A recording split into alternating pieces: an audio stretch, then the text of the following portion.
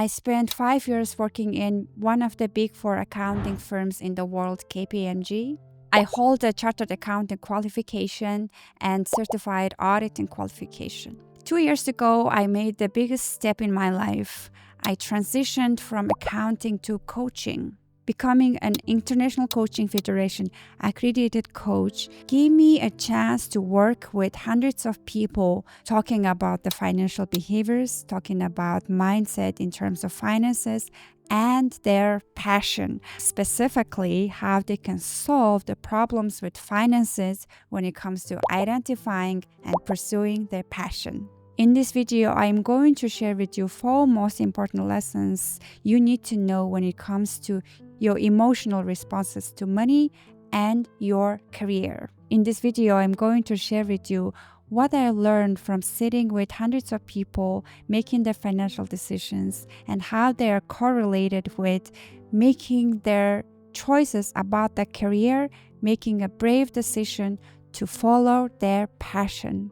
I'll be sharing my experience, how I felt when I finally decided to transition my career from accounting to coaching. By the end of this video, you're going to walk away with so many problems that you can resonate with, so many problems that you thought about it before, but you haven't listened to the implementation and the scientific studies behind why. And you're going to walk away with the exercises you can start doing right away so that you get the clarity about your financial decision and therefore about your career. The lesson number 1, you can make money doing what you love. You can monetize your passion. Based on the conversations I had, based on the studies I made, money is the number 1 problem why people don't explore their passion, because you have a deep belief that your passion will not make you money. But the truth is, it is possible to monetize any passion. From the coaching conversations I had, the very deep conversations that I have with people, I found that the main reason why people don't explore their passion is because they believe that they won't make money and therefore it's a waste of time. Time equals money. I'm so tired of my work. I spend all my energy, all my time doing something that makes money, provides for my family. Therefore, I don't have time left. I don't have energy left to explore what my passion is. Let's talk about why you have this belief from a psychological perspective. There's a concept called self-efficacy introduced by the psychologist Albert Bandura. Self-efficacy is your belief in your ability to succeed at a certain task. Bandura's research demonstrated that self-efficacy is the main predictor if the person is going to succeed at what they do.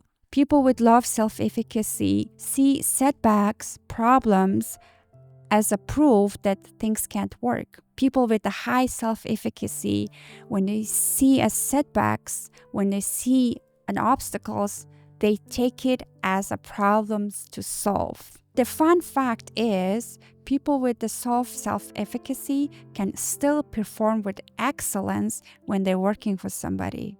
You work with excellence, you exceed the expectations, you get high paid salaries because you're such a good person, you're a hardworking person, but deep down you don't believe that your passion deserves your hard work. You don't believe that you can comprehend the risk of failure.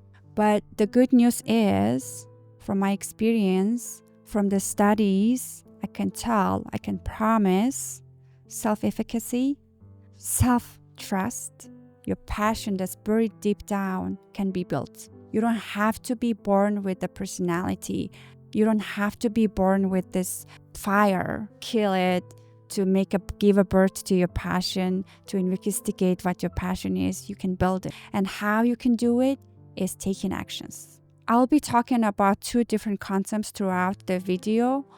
One is growth mindset, one is fixed mindset. This is the term that's been around for so long, originated from studies made in Stanford University. Fixed mindset is the belief that people are born with the skill, people are born with the personality, and you can't change that.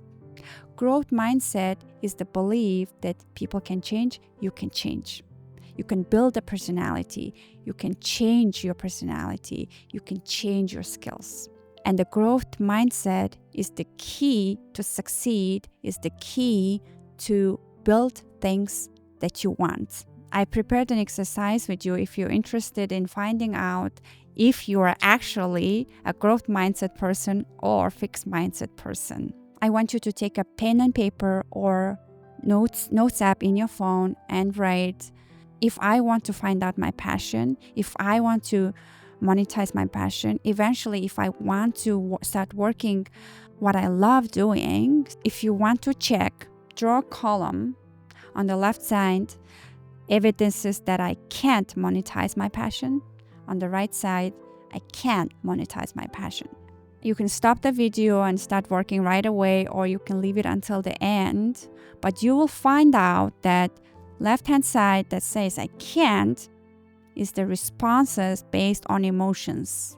Responses that based on assumptions and emotions. On the right-hand side, you'll see full of possibilities and the practical examples on in real life how it is possible. You will see that the list gets longer and longer as you write one by one. For example, left-hand side can look like I'm not good at sales, I'm not good with numbers, I'm not an entrepreneur, I never changed the jobs. What I can do column can look like, I speak English, I know how to do the research, I know who I can ask, I know someone that happens to work in the industry that I'm passionate about. I know somebody who's actually making money doing what I love. There are so many free courses that I can take. And the left-hand side is full of emotions, scarcity mindset, a fixed mindset, it's impossible. But right-hand side is what is actually happening in the world around you. Opens up the possibilities of why you can do it, and it's actually implementable right away. The next lesson I want to share with you is your brain is working against you. When you think about identifying your passion, before even talking about monetizing, your brain starts working against you.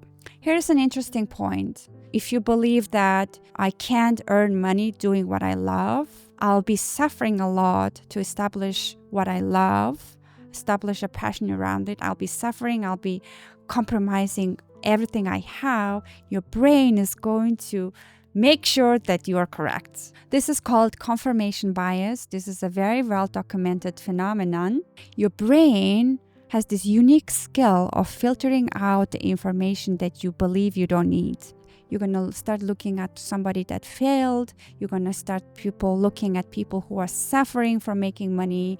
You're going to start looking at the economic situation, the crisis, and you're going to start believing how your uncle told that passion doesn't exist. Money and passion are two different things. You're going to eliminate the success that everybody is having around you, doing the exact same thing that you want to do. Look at me.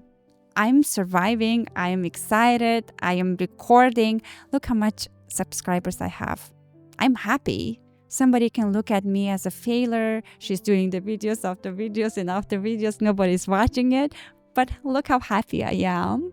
And I challenge you to look at the social media, to look at the information that you're watching and notice the pattern where the brain is going. The next knowledge I want to share with you is social comparison theory. This concept was introduced in 1950s by psychologist Leon Festinger, and that's been true for the longest time, especially today, especially during the time of social media era. The social comparison is one of the main factors why doing what we are doing. Social comparison is affecting me in what I do 100%, and it's also affecting you. If you're comparing yourself with other people, you're going to be affected with what they are doing, what they're saying. Since this is guaranteed, because we are humans, we are adaptable in nature, why don't we use it consciously in our favor? And I'll tell you how. When you're comparing yourself with people that are higher than you, doing what you're passionate about, you start trusting yourself, you start seeing possibilities, you start getting information that you need for your next step. You start seeing people who are transitioning from career to career. You start seeing people that getting paid a lot of money. And that's exactly what I did. I started meeting with a lot of coaches who is making hundreds of dollars, millions of dollars. And I'm thinking this is possible. And I'm starting to look at the people who are doing the same content. I'm thinking this is possible. They start doing the events, masterclasses. I'm like, I'm doing that. I'm doing this. So I am motivated. I'm excited. But one trick with social comparison is you can choose who you're going to compare yourself with. If you don't choose, you're going to be compared with what you see that confirms your existing belief that says it is not possible. Look at how failed he is. Look what mistakes he did. If you're comparing yourself with somebody who's not doing very well, who's doing less than you, who's less successful than you, who achieved less than you, you're going to feel like, I'm safe. Thank God I'm not like him. It can give you safety, but that's not a fullest expression of who you are. Okay, this is not the fullest and biggest and the greatest expressions of what you came here to do, what your passion is. The next thing I want to talk about is time frames of success, how long it takes to be successful. It helps me tremendously when I look at the people who are taking 2 years and 3 years to grow on social media, to grow on YouTube, to think that this video, including this one, is my next point, next connecting dot to a success. So when I look at the people who are making changes, making sustainable changes, making an impact in their life and making lots of money, I'm looking, oh, this person took 10 years, 12 years, 20 years, 30 years. So I've only been here for 2 years. So I'm on the right path. I'm not behind. It takes a long time. So that's you. If you're starting, if you haven't even started, it's going to take a long time. I have to be comfortable. And that's the beauty of doing what you love, which leads me to talk about my next thing. Next thing is I'm going to talk about intrinsic motivation and extrinsic motivation. When you get the reward intrinsically, intrinsic motivation, when you have the intrinsic motivation, you enjoy every single step. The small rewards can make you so happy. That was the main reason I transitioned from accounting to coaching. And that is the main reason I see what people are going through. Intrinsic motivation is very self-explanatory. You're getting paid for what you do, but you don't like what you do. You're very good at it. Maybe you're not good at it, but you are in that position where you're gonna get paid and gives you a safety and money, but it's all extrinsic. Maybe you're making a lot of money.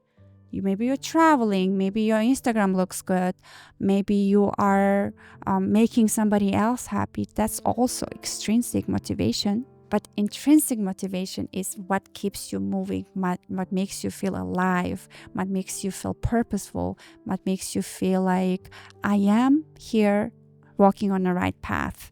And this can be felt only when you take steps. Okay, this is the end of my video. I hope this was resourceful, motivational, helpful. If this topic interests you, I invite you to go to my website, coachnomin.com, where you can see a lot of free resources, free exercises, and have a private conversation with me, one-on-one conversation with me. I'm offering this discovery session for free for all the people who are watching, so we can get yummy, get excited, and really get deep into what is holding you back from exploring your passion. That is it for today, and I'll see you guys in my next video.